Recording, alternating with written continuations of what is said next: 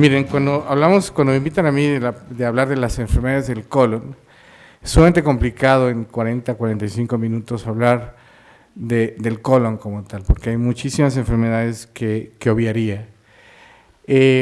Para que me entiendan, existen principalmente las colitis. Las colitis no es la colitis del síndrome de intestino irritable o las colitis crónicas que ustedes conocen o que su vecino tiene o que ustedes padecen, que es la colitis crónica. Yo hablar sobre lesiones de colitis infecciosas, que cualquier bacteria la puede dar, las colitis isquémicas que se pueden llegar a presentar en aquellos pacientes de mayor edad sometidos a un evento quirúrgico, las colitis microscópicas, que aunque no lo crean es una causa de diarrea crónica, esos pacientes adultos mayores que tienen diarreas crónicas por más de 8 semanas, que no se ha estudiado y que tenemos que pensar en la posibilidad de una colitis microscópica, y las colitis inflamatorias, que no es tan frecuente encontrarlos en adultos adultos mayores, pero que se pueden llegar a presentar tanto la enfermedad de Crohn como la colitis.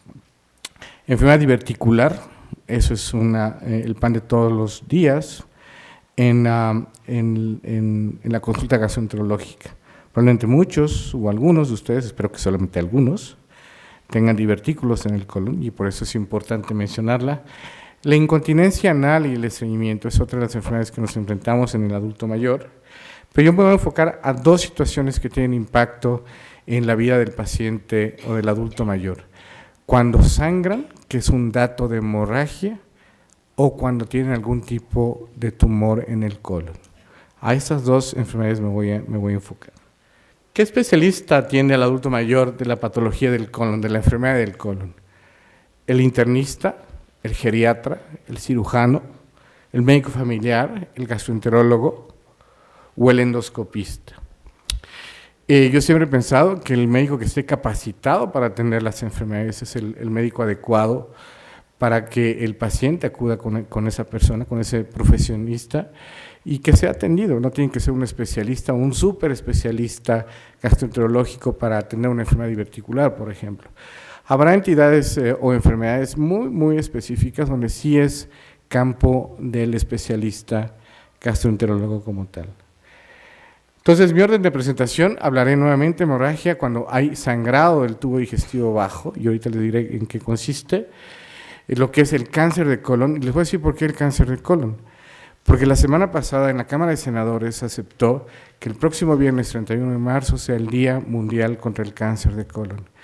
Y les explicaré la importancia del cáncer de colon actualmente en México y la importancia que tiene el hacer una vigilancia y una detección oportuna del cáncer de colon. Hablaré de nuevas tecnologías, que evidentemente esto es indirectamente hacia los médicos en relación a todo lo que hemos crecido en la última década, en los últimos años, en lo que es la imagen y el diagnóstico de enfermedades del colon. Y los mensajes que tienen que ustedes recordar después de esta ponencia y espero que no pasen desapercibidos. ¿Qué es la hemorragia baja? La hemorragia baja es un 20% de todas las hemorragias digestivas, tiene una tasa del 36 casos por cada 100,000 habitantes, la edad mediana de presentación es entre 63 y 77 años, la enorme ventaja es que casi el 80%, 8 de cada 10 pacientes que sangran del tubo digestivo bajo, para espontáneamente. Y tiene una baja tasa de mortalidad de 2 al 4%, quiere decir que de cada 100 pacientes que presentan una hemorragia digestiva baja, solamente 2 o 4 pacientes fallecen, y eso puede estar dado a consecuencia de las enfermedades que el paciente puede llegar a tener, que puede ser pulmonar, hipertenso, cardíaco, diabético, del riñón, de todo este tipo de órganos, ¿no? ¿Cuál es la localización? La localización en México son 20-27 casos por cada 100,000 habitantes. El 85% de los pacientes con hemorragia del colon de la hemorragia total implica el colon. ¿Qué hacemos con los pacientes que tienen hemorragia de tubo digestivo y se manifiesta de una u otra forma?